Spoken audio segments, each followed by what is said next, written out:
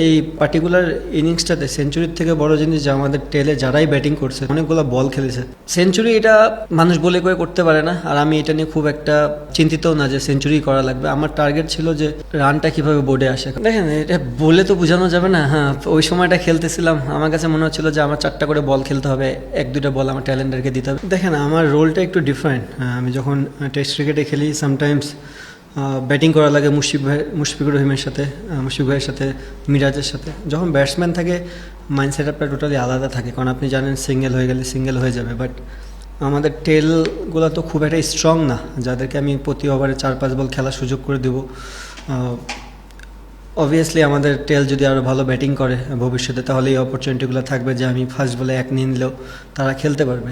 Difficult, but সবচেয়ে বড় জিনিস যে এই পার্টিকুলার ইনিংসটাতে সেঞ্চুরির থেকে বড় জিনিস যে আমাদের টেলে যারাই ব্যাটিং করছে, তাইজুল ভাই, তাসকিন, শরীফুল, এই 3জন ব্যাটসম্যানই অনেকগুলো বল খেলেছে, যেটা একটা বিগ টোটাল।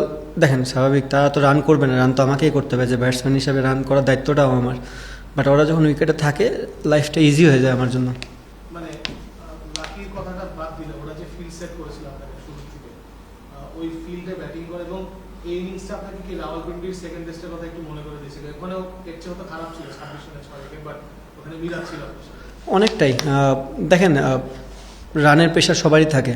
আপনি যখন ফিল্ড ওয়াইড করবেন আপনার মোর অফ দ্য ডিসমিসাল চলে যাবে। But at the same time scoring অপরচুনিটিগুলো যদি দেখেন, আমার কিন্তু পেস বলে 6 মেরে রান করতে হয়েছে। সো আমার কাছে মনে হয় না খুব একটা ইজি ছিল, আউটফিল্ড অনেক স্লো। আর লাকিনেসের কথা তো ক্রিকেটে তো সবসময় আপনার যে আপনি 100-এ 100 থাকবেন জিনিসটা তেমন না, বাট যা পার্টিকুলার ডে থাকবে সে একটু লাক ফেভার পেলে এটা আরও কাজে লাগায় মানুষ।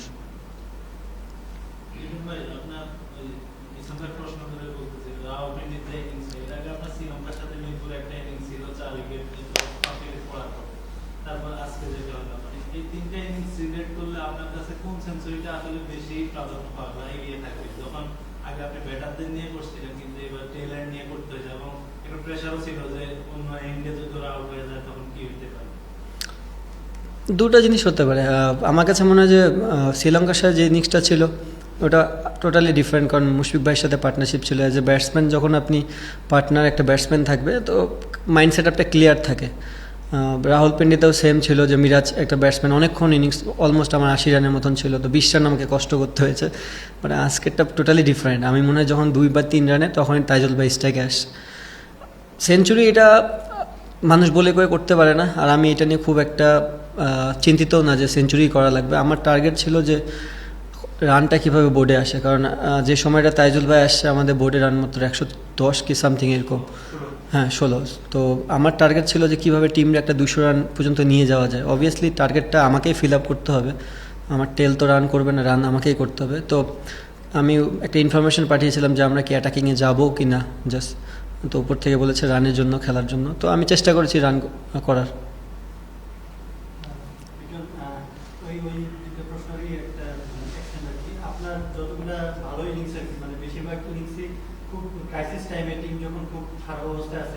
সেইখান থেকে এইটা কি মানে আপনি করতে করতে অবস্থা গেলেন যে ক্রাইসিস মোমেন্টটা আপনি আরেকটু বেশি এনজয় করেন নাকি ব্যাটিংটা? না না না, আমি বললাম তো আমার রোলটাই ডিফারেন্ট। দেখবেন কোনো দিন টপ অর্ডাররা উপর থেকে রান করতেছে, আমি ব্যাটিং করতেছি 60-70 ওভারের সময় নামলাম, উইকেটে বল ঘোরা শুরু হলো। তো আমার ক্রিকেটটাই এমন যে আমাকে পার্টিকুলার যে সময়টা আসবে সেই সময়টা এনজয় করে খেলার, এটাও একটা চ্যালেঞ্জ, বাট এখানেও এনজয় করার অনেক কিছু ছিল।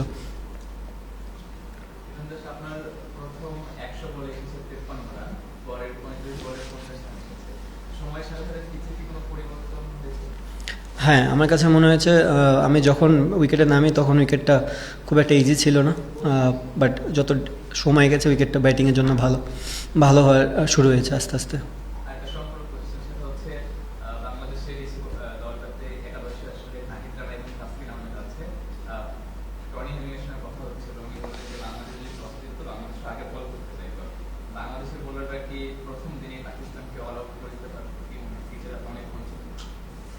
অল আউট করে দিতে পারতো কিনা এটা তো বলা খুব মুশকিল, তারাও খেলতে আসছে।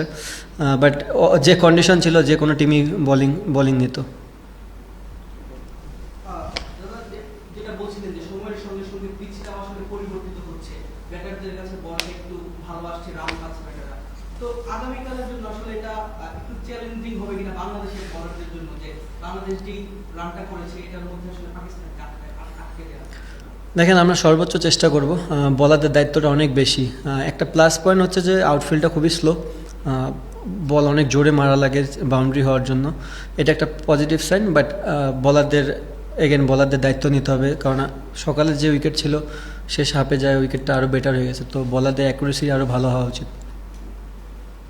আমরা দেখলাম যে আপনাকে অনেক বাউন্সার দেওয়া হয়েছে এবং সে 2-3 পেস বোলারই আসলে বাউন্সার দিয়েছে, আপনি খুব ভালোভাবে নেগোশিয়েট করেছেন কিপারের উপর দিয়ে, মানে ফাইন লেগ দিয়ে বা স্কোয়ার লেগ মিডিল দিয়ে খুব দারুণ 4 ছক্কা মেরেছেন। বাউন্সারের এগেনস্ট আপনি স্ট্রাইকারটা আজকে মনে হয় 150 আশেপাশে, কতটা এনজয় করেছেন বাউন্সার এবং যেগুলো এক্সিকিউট করতে পেরেছেন? বাউন্সার নিয়ে আমি মনে করি এটা একটা স্কোরিং অপরচুনিটি আমার জন্য, বাট আনফর্চুনেটলি যে লাস্ট 2 ইনিংসটাই আমি বাউন্সারে আউট হয়ে গেছি, এবং আজকেও আমার কাছে মনে হয় তারা ওই ব্যাক অফ দ্য মাইন্ডে ওই জিনিসটা ছিল, যেহেতু পরপর 2টা ইনিংসে আমি বাউন্সারে আউট হয়েছি, তো বাউন্সার তাদের কাছে মনে হচ্ছে একটা বেস্ট অপশন। বাট আমি অনেক এনজয় করেছি বাউন্সার।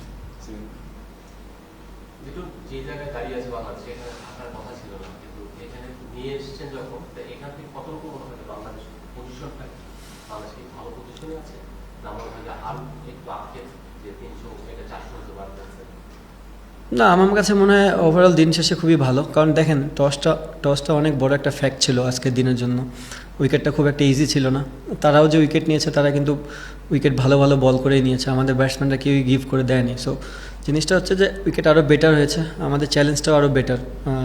চেষ্টা করতে হবে যে তাদের কীভাবে রান ছাড়া বোলিং করে 1-2টায় মাঝখানে উইকেট বের করা যায়, কারণ খুব একটা হেল্প এখন নাই এই উইকেটে। বাট আপনি যদি স্টিল ভালো জায়গায় বল করে যান অনেক লম্বা সময়ের জন্য, হয়তোবা তারা ভুল করবে, এবং ভুল করলে ওইটা আমাদের কাজে আসবে।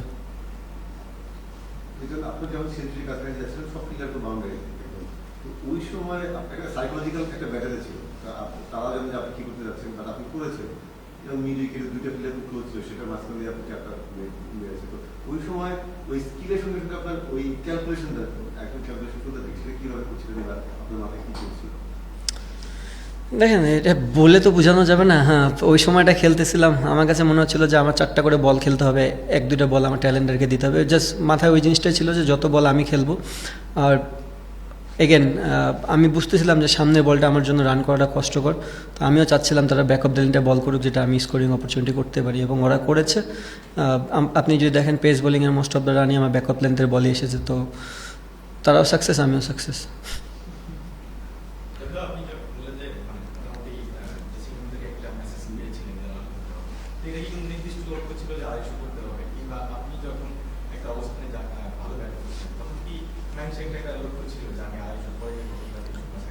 না, দেখেন, আমি যখন নেমেছি তখন উইকেটটা একটু ডিফিকাল্টি ছিল, তো আমি জানি না যে খেলাটা এতখানি দূরে যাবে।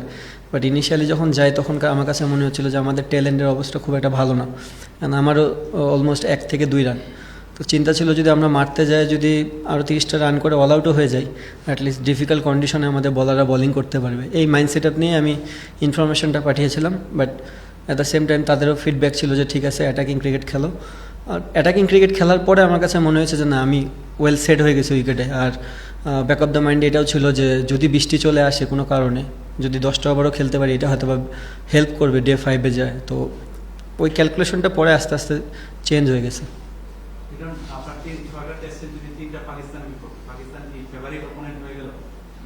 না ভাই, মানে রাওয়ালপিন্ডির 6 উইকেট পড়ে গেল আজকে, এবং কতগুলো ক্রাইসিস মোমেন্টে রান করেন, এবং গত মনে হয় 5 বছরে আপনার নিজেরই 10টা 100 পার্টনারশিপ আছে। মানে এই যে ভরসা দিতে পারেন দলকে, এটা আপনাকে এইরকম ব্যাটিং ভরসা দিতে পারি না। দেখেন, আমি বললাম আমার রোলটা ডিফারেন্ট। আমি আজকের খেলাটাই অন্যরকম ছিল, আবার অন্য দিন দেখা যায় যায় নতুন বলে আমাকে ফেস করতে হতে পারে। সো আমি সব কিছুর জন্য প্রিপেয়ার্ড থাকি, এবং বিশেষ করে এই ফরম্যাটটাতে চেষ্টা করি কীভাবে টিমরে হেল্প করা যায়। আমার মনে হয় যে লাস্ট কিছুদিন যাবত যাই খেলতেছি না কেন, সেটা টিমের হেল্প হচ্ছে।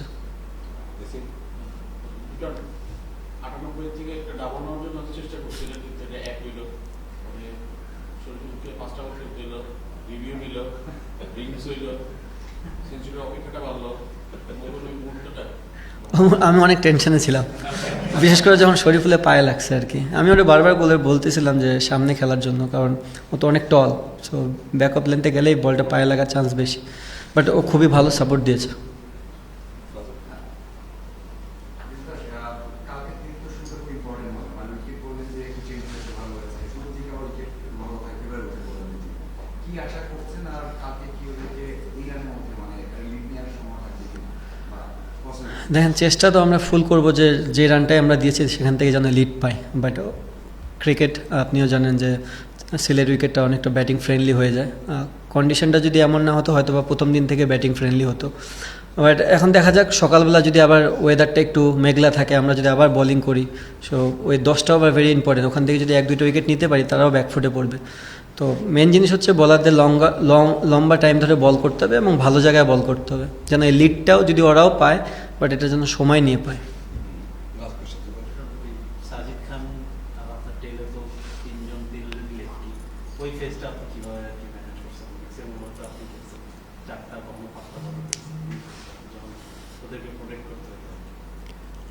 হ্যাঁ, ওই যে আমি বললাম যে আমার ট্যালেন্টগুলো তো এতটা ভালো না যে আমি কনফিডেন্স সহকারে দিতে পারবো 6 বলের জন্য। সো একজনকে দিয়েছিলাম, সে ফার্স্ট বলে আউট হয়ে গেছে। সো ওর পরে আমি আরও নিজে সতর্ক হয়ে গেছি যে খেলা আমারই লাগবে, যত কম দেওয়া যায় কি 1-2 বল।